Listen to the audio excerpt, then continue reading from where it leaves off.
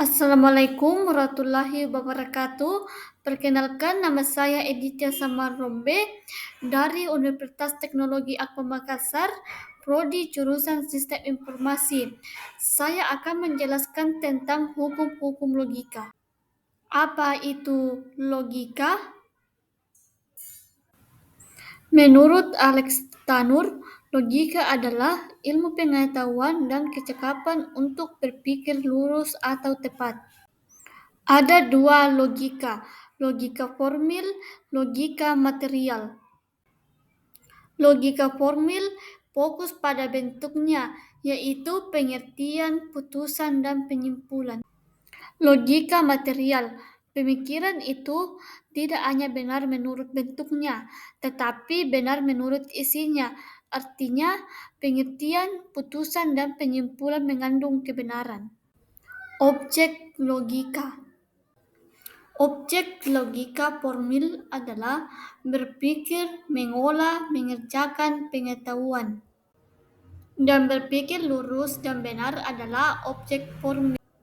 Unsur logika, kerangka berpikir manusia. 1. Pengertian, menangkap kenyataan tentang sesuatu sebagaimana adanya.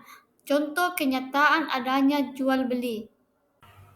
Kedua, keputusan menghubungkan pengertian yang satu dengan pengertian lainnya atau memungkiri hubungan itu. Contoh, mobil itu mahal. 3. Penyimpulan menghubungkan dengan keputusan-keputusan sedemikian rupa sehingga dari satu keputusan atau lebih sampai kepada satu keputusan. Penggolokan, kegiatan menguraikan, membagi, menggolokkan, dan menyusun menurut persamaan dan perbedaannya. Contoh, logam terdiri atas besi, platina, emas, perak, perunggu, dan seterusnya. Contoh penggolokan, ayam, bebek, dan burung adalah contoh hewan unggas.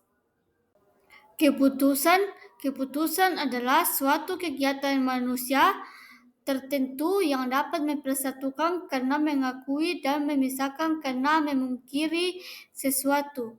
Menyakan Thales adalah seorang filosof memungkiri sebagian mahasiswa tidak jujur.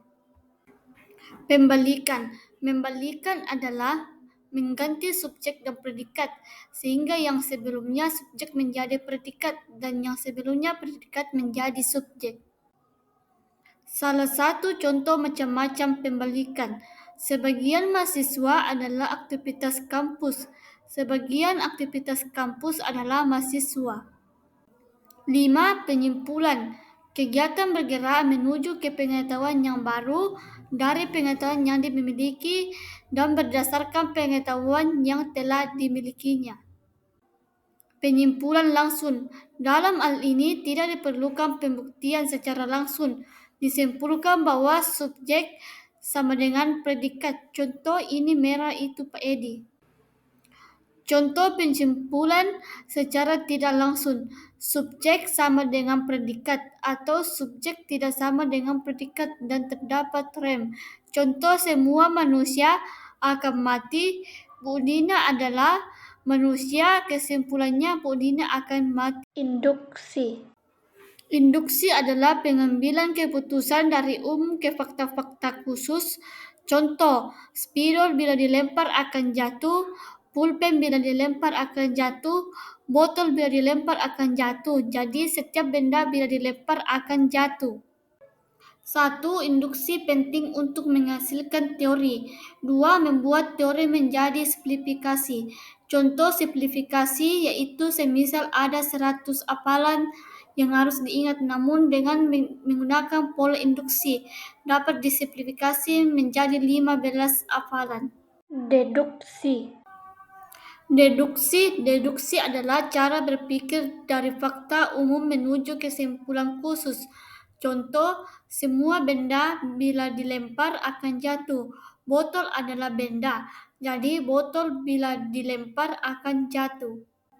Silogisme hipotesis kondisional, silogisme hipotesis diskutif, silogisme hipotesis konjuktif.